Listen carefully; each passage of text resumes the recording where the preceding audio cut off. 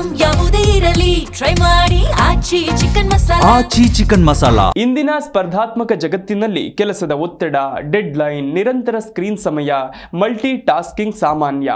ಆದರೆ ನಮ್ಮ ಮೆದುಳನ್ನ ವಿರಾಮವಿಲ್ಲದೆ ಕೆಲಸ ಮಾಡೋದಕ್ಕೆ ವಿನ್ಯಾಸಗೊಳಿಸಲಾಗಿಲ್ಲ. ನಿರಂತರ ಪರಿಶ್ರಮ ಮೆದುಳಿನ ಆಲೋಚನಾ ಸಾಮರ್ಥ್ಯವನ್ನ ನಿಧಾನಗೊಳಿಸುತ್ತೆ. ಹಾಗಿದ್ರೆ ಕೆಲಸದ ಒತ್ತಡದಿಂದ ನಿಮ್ಮ ಮೆದುಳು ದುರ್ಬಲಗೊಳ್ತಿದೆಯಾ? ಈ ಸ್ಟೋರಿ ನೋಡಿ.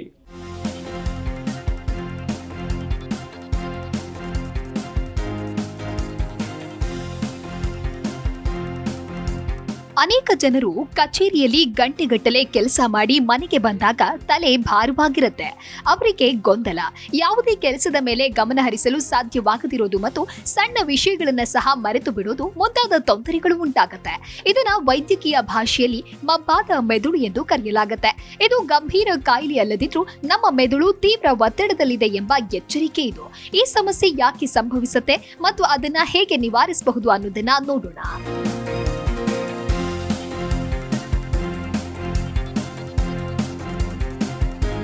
ಮಬ್ಬಾದ ಮೆದುಳು ಪ್ರಮುಖ ಕಾರಣಗಳು. ಡಿಜಿಟಲ್ ಓವರ್ಲೋಡ್, ಗಂಟೆಗಟ್ಟಲೆ ಕಂಪ್ಯೂಟರ್ ಪರದೆಗಳನ್ನ ನೋಡೋದು, ಇಮೇಲ್ಗಳು, ಸಂದೇಶಗಳು ಮತ್ತು ಮೀಟಿಂಗ್ಸ್ ಒಂದೇ ಬಾರಿಗೆ ನಿರ್ವಹಿಸೋದ್ರಿಂದ ಮೆದುಳಿನ ಮೇಲೆ ಭಾರಿ ಒತ್ತಡ ಉಂಟಾಗುತ್ತೆ. ಇದು ಮೆದುಳಿಗೆ ಪ್ರಮುಖ ಮಾಹಿತಿಯನ್ನ ಪ್ರಕ್ರಿಯೆಗೊಳಿಸಲು ಕಷ್ಟವಾಗುತ್ತೆ.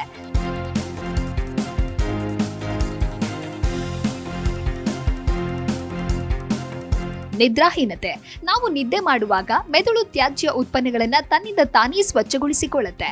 ನಮಗೆ ಸಾಕಷ್ಟು ನಿದ್ರೆ ಬರದಿದ್ರೆ ಈ ಪ್ರಕ್ರಿಯೆಯು ಪೂರ್ಣಗೊಳ್ಳುವುದಿಲ್ಲ. ಇದರ ಪರಿಣಾಮ ಮರುದಿನ ನಮಗೆ ಸ್ಮರಣ ಶಕ್ತಿ ಕಡಿಮೆಯಾಗುವುದು ಮತ್ತು ಕಿರಿಕಿರಿ ಉಂಟಾಗತ್ತೆ.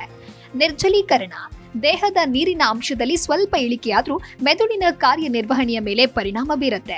ಅಲ್ಲದೆ ಊಟವನ್ನ ಬಿಟ್ಟು ಜಂಕ್ ಫುಡ್ ಅಥವಾ ಸಕ್ಕರೆ ತಿಂಡಿಗಳನ್ನ ಮಾತ್ರ ಅವಲಂಬಿಸೋದ್ರಿಂದ ರಕ್ತದಲ್ಲಿನ ಸಕ್ಕರೆ ಮಟ್ಟವು ಏರಿಳಿತಗೊಳ್ಳುತ್ತೆ ಮತ್ತು ಮೆದುಳಿಗೆ ಶಕ್ತಿಯನ್ನ ಕಸಿದುಕೊಳ್ಳುತ್ತೆ. ಕಾರ್ಟಿಸೋಲ್ ಪರಿಣಾಮ, ಕೆಲಸದ ಒತ್ತಡ ಹೆಚ್ಚಾದಾಗ ದೇಹವು ಕಾರ್ಟಿಸೋಲ್ ಎಂಬ ಹಾರ್ಮೋನ್ ಅನ್ನ ಬಿಡುಗಡೆ ಮಾಡುತ್ತೆ.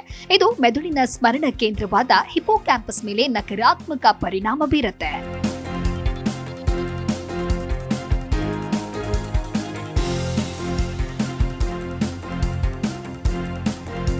ಮೆದುಳನ್ನ ಚುರುಕಾಗಿಡಲು ಸಲಹೆಗಳು. ಕೆಲವು ಸಣ್ಣ ಅಭ್ಯಾಸಗಳು ಮೆದುಳಿನ ಒತ್ತಡವನ್ನು ನಿಯಂತ್ರಿಸಬಹುದು. ಪ್ರತಿ 60 ರಿಂದ 90 ನಿಮಿಷಗಳಿಗೊಮ್ಮೆ ಕೆಲಸದಿಂದ ಸ್ವಲ್ಪ ವಿರಾಮ ತೆಗೆದುಕೊಳ್ಳಿ. ದೈಹಿಕ ಚಲನೆ, ದಿನವಿಡೀ ಕುಳಿತುಕೊಳ್ಳುವ ಬದಲು ಆಗಾಗ ನಡೆಯೋದು ಮೆದುಳಿಗೆ ರಕ್ತದ ಹರಿವನ್ನ ಹೆಚ್ಚಿಸುತ್ತೆ. ನೀರು ಕುಡಿಯಿರಿ, ಒತ್ತಡದ ಕೆಲಸದ ಸಮಯದಲ್ಲಿ ನೀರು ಕುಡಿಯಲು ಮರಿಬೇಡಿ. ಮೆದುಳು ಸಕ್ರಿಯವಾಗಿರಲು ಜಲಸಂಚಯನ ಮುಖ್ಯ. ಸಮತೋಲಿತ ಆಹಾರ, ಪ್ರೋಟೀನ್ ಮತ್ತು ಆರೋಗ್ಯಕರ ಕೊಬ್ಬುಗಳಿಂದ ಸಮೃದ್ಧವಾಗಿರುವ ಆಹಾರವನ್ನ ಸೇವಿಸಿ. ಡಿಜಿಟಲ್ ಡಿಟಾಕ್ಸ್, ಮಲಗುವ 1 ಗಂಟೆ ಮೊದಲು ಮೊಬೈಲ್ ಹಾಗೂ ಡಿಜಿಟಲ್ ಪರದೆಗಳಿಂದ ದೂರವಿರುವುದರಿಂದ ನಿದ್ರೆಯ ಗುಣಮಟ್ಟ ಸುಧಾರಿಸಬಹುದು.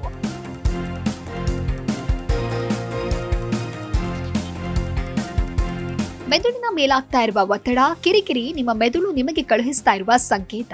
ಅದನ್ನ ನಿರ್ಲಕ್ಷಿಸಬೇಡಿ ಮತ್ತು ಸಾಕಷ್ಟು ವಿಶ್ರಾಂತಿ ಪಡೆಯಿರಿ. ಈ ಸಮಸ್ಯೆ ಮುಂದುವರೆದ್ರೆ ಅದು ವಿಟಮಿನ್ ಕೊರತೆ ಅಥವಾ ಇತರ ಆರೋಗ್ಯ ಸಮಸ್ಯೆಗಳ ಸಂಕೇತವಾಗಿರಬಹುದು. ಆದ್ದರಿಂದ ವೈದ್ಯರನ್ನ ಸಂಪರ್ಕಿಸುವುದು ಉತ್ತಮ. Bureau report, G Kannada news.